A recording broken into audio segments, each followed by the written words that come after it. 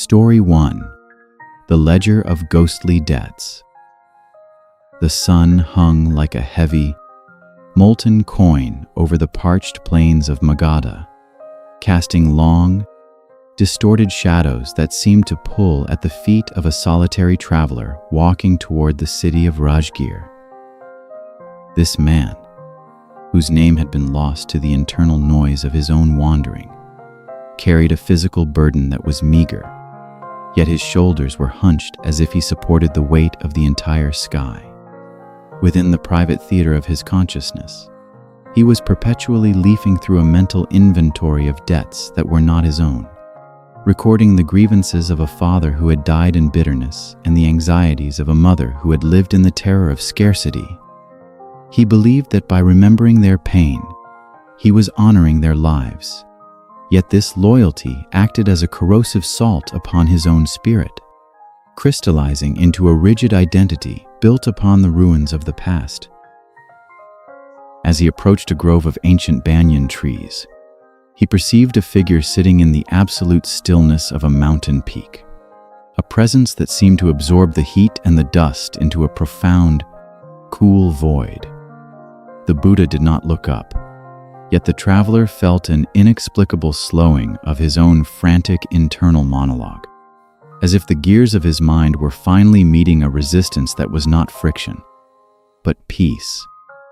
He sat before the silent teacher, and in that shared space of wordless observation, he began to see the ledger he carried for what it truly was. It was not a sacred record of his lineage, but a collection of echoes reflecting off the walls of a hollow ego. He observed how his mind took the raw data of sensory experience and immediately filtered it through the dark lens of his ancestors' failures, transforming the simple warmth of the sun into a threat of drought and the shade of the tree into a hiding place for enemies. This realization did not come as a sudden bolt of lightning, but as a slow, rhythmic dissolution of the boundaries between his own suffering and the collective suffering of the world. He saw that the trauma he nursed was a form of psychic currency he used to buy a sense of self, a way to feel substantial in a universe that felt terrifyingly fluid. The Buddha's stillness acted as a mirror, showing him that the I who suffered was merely the sum of these inherited stories, a ghost constructed from the breath of other ghosts. As the afternoon shadows grew longer, the traveler felt the invisible threads of his loyalty to the past begin to fray and snap, not out of disrespect, but out of the profound understanding that to carry the dead is to remain dead oneself. The heavy ledger of his mind began to vanish, replaced by a luminous awareness that required no history to justify its existence. He understood then that samsara was not a place he was trapped in, but a habit of the mind that insisted on repeating the same tragic narrative across 80 lifetimes. By simply witnessing the mechanics of this repetition without judgment, he saw the machinery grind to a halt. The grief of 7 generations did not disappear, but it ceased to be his grief, becoming instead a part of the vast, impersonal landscape of human experience. He stood up with a lightness that made him feel as though he might float away into the indigo sky, his feet touching the earth with a newfound grace that acknowledged the dust without being bound by it. The road to Rajgir was still long, and the sun would still set, but the traveler was no longer a beast of burden for the past. He was the open space through which the wind of the present moment blew, untainted and free. In the silence of the grove, the only thing that remained was the quiet pulse of a heart that had finally learned how to beat for itself, rhythmically echoing the deep, empirical truth that the end of suffering begins with the end of the story we tell about it. He walked on, a man without a ledger, a mind without a map, fully inhabited by the singular, unrepeatable reality of the now. Story 2. The Architecture of Recursive Shadows. In the outskirts of the village of Shravasti, Near a river that moved with the slow, deliberate pace of a dream, lived a woman who spent her days weaving mats from the river reeds. Her hands moved with a precision that was almost mechanical, repeating the exact patterns her mother had taught her, who had learned them from her own mother in an unbroken chain of rhythmic labor. Yet, as she worked, her mind was not on the reeds, but on the invisible architecture of fear that had been constructed around her heart since the day of her birth. She felt the presence of her ancestors in the very tension of her muscles, their unhealed wounds manifesting as a tightness in her chest and a persistent suspicion of the world's beauty. She believed that life was a series of defensive maneuvers, a constant bracing against a blow that had been struck 3 generations ago but was still vibrating through her nervous system. One evening, as the mist began to rise from the river like the breath of the earth, she saw the Buddha walking along the bank, his movements so fluid and unburdened that he seemed to be part of the water itself. She watched him from the shadows of her hut, struck by the realization that he did not appear to be protecting himself from anything. He sat by the water's edge, and the woman found herself drawn to his presence, her weaving forgotten as she sat at a distance, observing the structure of his silence. In that proximity, she began to notice the way her own mind was constantly building walls out of memories, reinforcing the foundations of her trauma with every fearful thought. She saw that the self she was so desperately trying to protect was nothing more than a blueprint of past hurts, a house built on the shifting sands of old stories. The Buddha's presence acted as a catalyst for a deep, psychological deconstruction. She observed the way a single thought of her father's anger would trigger a cascade of physical sensations, a tightening of the throat and a darkening of the vision. And she realized that she was recreating the trauma in every moment by reacting to its shadow. This was the cycle of samsara, not as a cosmic wheel, but as a neurological loop, a recursive pattern of the mind that mistook memory for reality. She sat in the deepening twilight, allowing the structures of her identity to crumble under the weight of her own awareness. She saw that the grief she carried for her mother was not a tribute, but a prison, and that by remaining a prisoner, she was ensuring that the cycle would continue through her own children. The realization was both terrifying and profoundly liberating, like the moment a bird realizes the door to its cage has been open for years.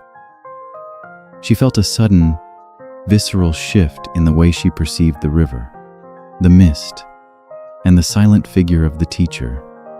They were no longer external objects to be feared or managed, but part of a seamless flow of consciousness that was inherently empty of the baggage she had tried to impose upon it. The architecture of her trauma did not collapse with a roar, but faded like a mirage in the morning sun, revealing the vast, untouched space that had always been there beneath the ruins. She understood that to heal her lineage was not to change the past, but to stop using the past to poison the present.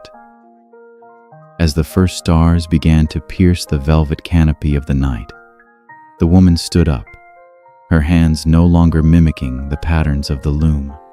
She felt a strange, new stillness in her marrow, a sense of being that was not defined by what had been lost or what had been taken. The Buddha rose and continued his walk, leaving her in the dark, yet she was no longer afraid of the shadows. For she had seen that the shadows only have power when there is a structure for them to fall upon, and her inner architecture was now as open and transparent as the night air.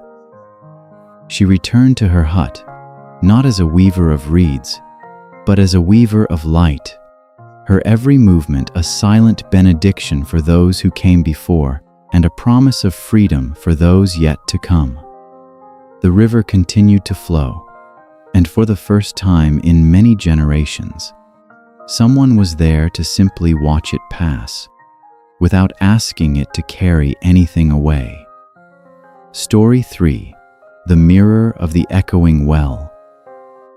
High in the rugged folds of the Vindhya Mountains, where the air was thin and carried the sharp scent of cedar and cold stone, a man lived in a small cave overlooking a valley that remained perpetually in shadow. This seeker had spent many years in the pursuit of a silence that always seemed to elude him, for his mind was a cavernous space where the voices of his ancestors rang out with the clarity of a temple bell. He felt himself to be nothing more than a hollow conduit for the unfulfilled ambitions of his grandfather and the deep, unspoken regrets of a lineage that had always reached for the stars but found only the dust. Every thought he possessed felt like a borrowed garment, every desire a ghost that had migrated from a dead heart into his own beating chest. He perceived his existence as a series of obligations to the past, a psychological weight that made every step toward liberation feel like a betrayal of his blood.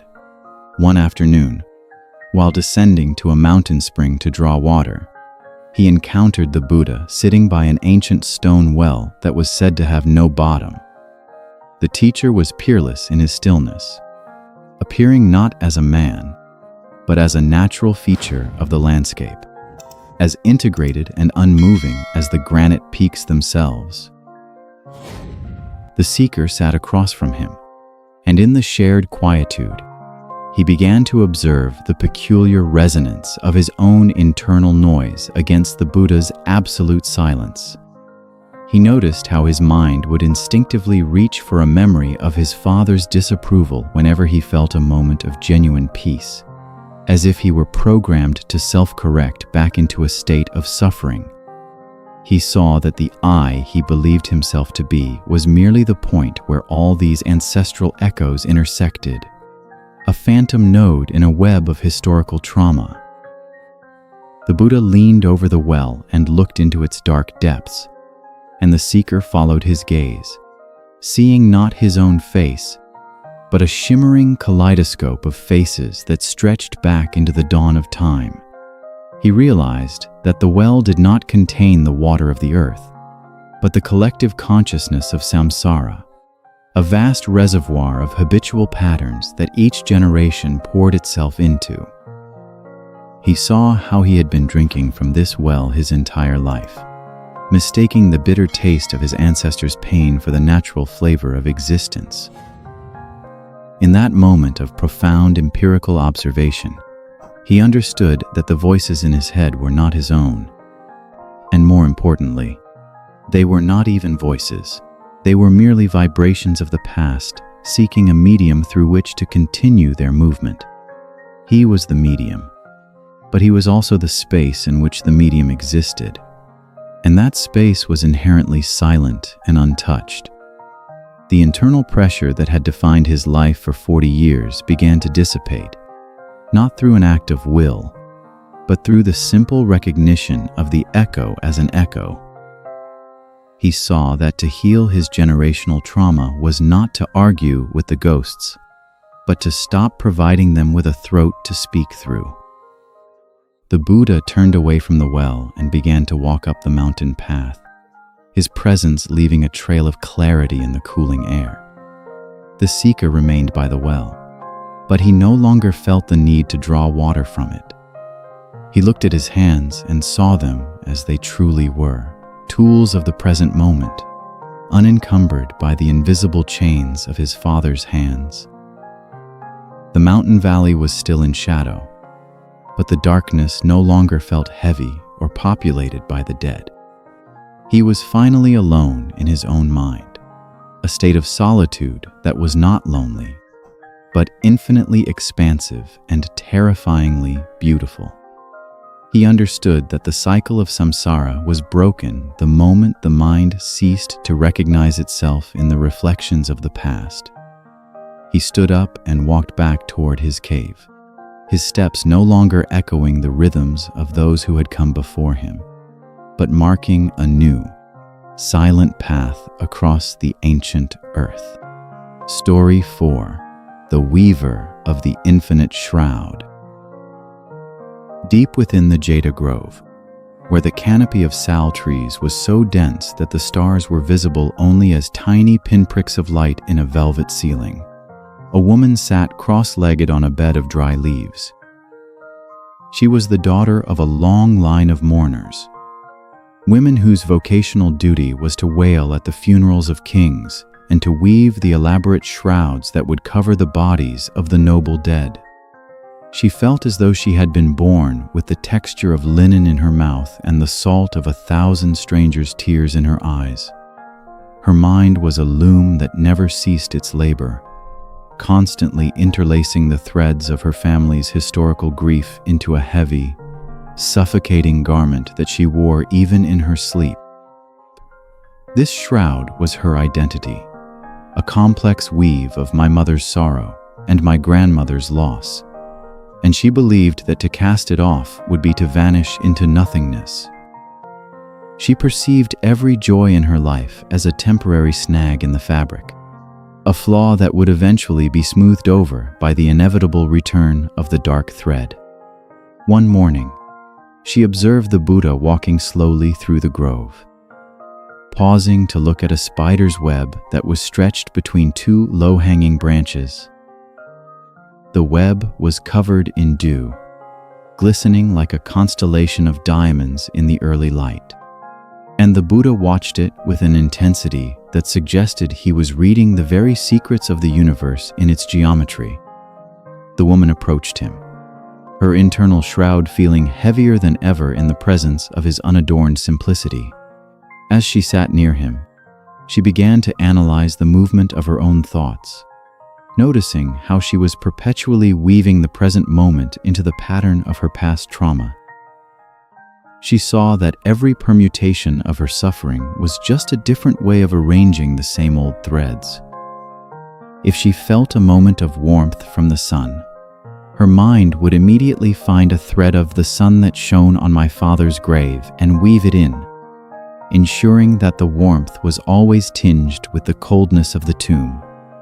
This was the machinery of her samsara, a relentless, creative process that used the raw material of life to build a monument to death. The Buddha did not speak, but his unwavering focus on the spider's web acted as a silent instruction.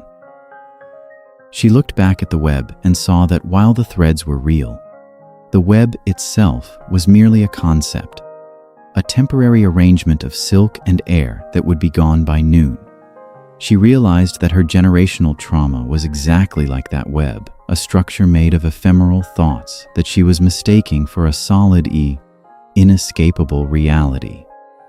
The shroud she felt she was wearing did not exist outside of her own mental activity of weaving it.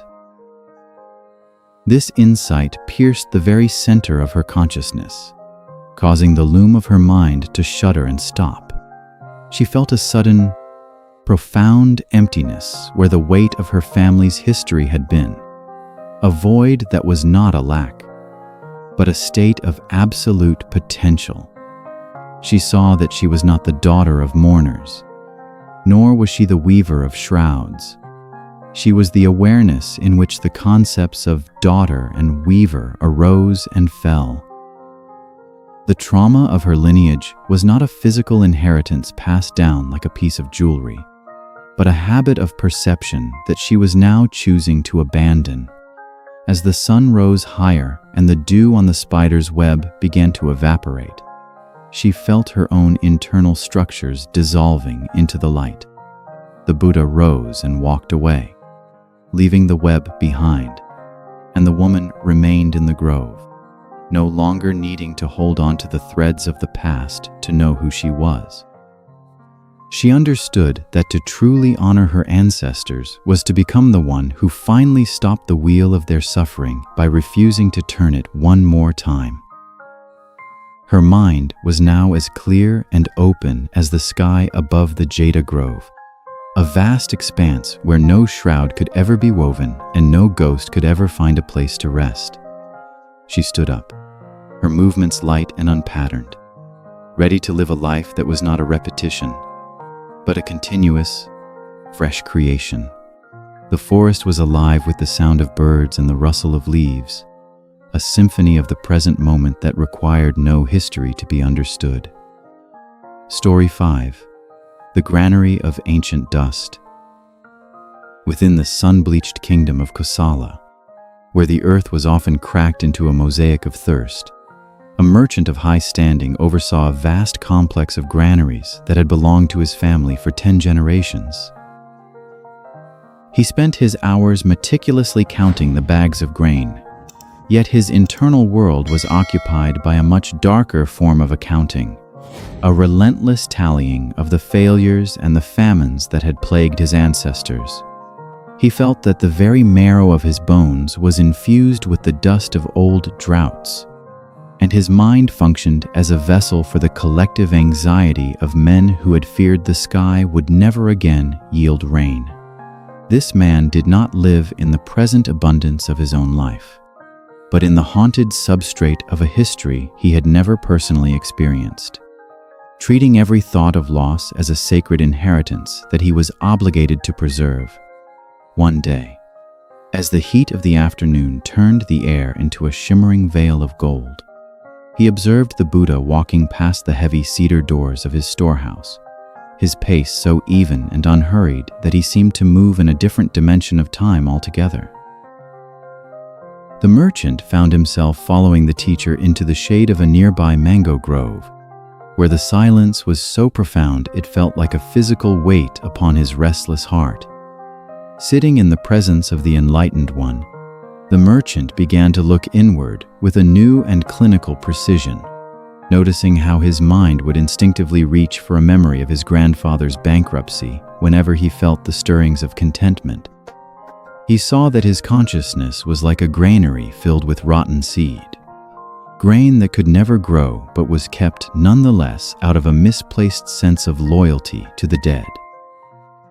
He observed the mechanics of his own fear, seeing how a simple sensory input, the smell of dry earth or the sight of a cloudless sky, would trigger a complex cascade of ancestral grief that he mistook for his own personality.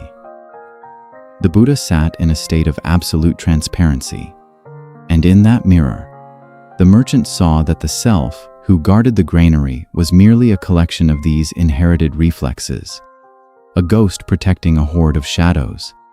He realized that the trauma of his lineage was not a solid object he had to carry, but a dynamic process of repetition that required his active participation to continue. As he watched the movement of his thoughts without trying to change them, he felt a sudden and radical shift in his psychological landscape, as if the heavy doors of his internal storehouse had been thrown open to the wind. The dust of 10 generations began to swirl and dissipate in the light of his awareness, leaving behind a clarity that was both terrifying and immensely peaceful. He understood then that samsara was the act of mistaking the storage of pain for the preservation of life.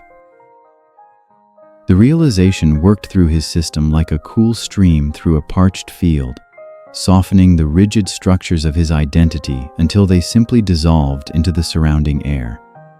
He saw that to truly heal his family was to be the one who finally let the old seeds rot, refusing to plant them in the fertile soil of the present moment. When the Buddha eventually rose to continue his journey, the merchant did not return to his counting. He remained in the grove, feeling the pulse of the earth beneath him as something fresh and unburdened by the stories of the dead. His mind was no longer a granary for the past, but an open field where the only thing that grew was the truth of the now. He understood that the chain of suffering is broken not by force, but by the quiet refusal to recognize oneself in the mirror of old sorrows. The merchant walked back toward the city, his steps no longer measured by the weight of what he possessed, but by the lightness of what he had finally had the courage to lose. He was a man who had seen the end of his own history, and in that ending, he found a beginning that had no name and required no justification. Story 6. The Citadel of the Unbroken Storm. At a high mountain pass where the wind shrieked through the narrow gaps like a choir of forgotten spirits, a man stood watching the heavy monsoon clouds gather over the distant plains of the Ganges. He was a man whose lineage had been forged in the fires of endless border wars, and his mind was a fortress of defensive thoughts, a psychological citadel where the gates were always barred and the sentries were always on high alert. He felt the weight of his father's sword in the very way he held his shoulders, and the residue of 1,000 ancient battles lived in the sharp, suspicious glances he cast toward any stranger who crossed his path. Within the inner chambers of his consciousness, he was perpetually reenacting the survival strategies of his ancestors, believing that his constant state of internal tension was the only thing keeping him from destruction. He perceived the world as a fundamentally hostile place, a view that had been passed down to him like a poisoned heirloom, and he was exhausted by the effort of maintaining his armor in a world that seemed to offer no respite. One evening, as the first drops of rain began to strike the cold stone, he saw the Buddha walking toward the pass, his thin robes fluttering in the gale, yet his body remaining as centered and unperturbed as the eye of a hurricane.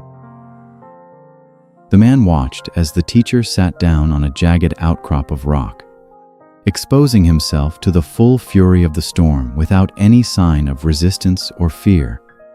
Drawn by a curiosity that bypassed his usual defenses, the man sat near him, and as the rain lashed against them both, he began to observe the frantic movement of his own mind in contrast to the Buddha's stillness. He noticed how his thoughts were like soldiers running to and fro, trying to find cover where there was none, and he realized that his suffering was not caused by the storm itself, but by his internal reaction to it. He saw that he had been living his entire life inside a mental simulation of a war that had ended decades before he was born, and that the armor he wore was actually the very thing that was crushing his spirit. The Buddha's presence acted as a silent deconstruction of his defensive identity, showing him that the I who was so afraid of being hurt was merely a collection of habitual responses to past events. He looked at the rain and the wind and saw that they were impersonal forces, devoid of any intent to harm, and he realized that the hostility he felt from the world was actually the projection of his own inherited fear. This empirical insight struck him with the force of a thunderclap, causing the walls of his internal citadel to crumble into the abyss of his own awareness. He felt a sudden, profound vulnerability that was not a weakness, but a radical form of openness, a state of being that no longer required the protection of the past. He saw that samsara was the habit of building walls out of the memories of old wounds, and that liberation was the simple act of standing in the rain without a roof. As the storm began to subside and the clouds parted to reveal a cold, brilliant moon, the man felt the tension drain out of his muscles for the first time in his life.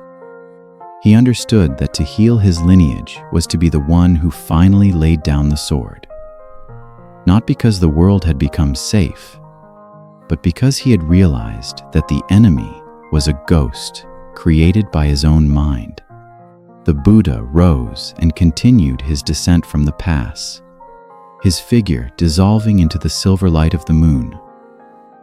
The man remained on the mountain, no longer a soldier of the past, but a witness to the present, his heart as wide and as empty as the valley below. He knew that he would still face challenges and that his body would still feel pain, but the recursive loop of his generational trauma had been broken by the light of a single, unblinking observation. He walked down the mountain path with a gait that was fluid and free, a man who had finally found the peace that exists beyond the need for protection, fully awake in the silent, shimmering reality of the now.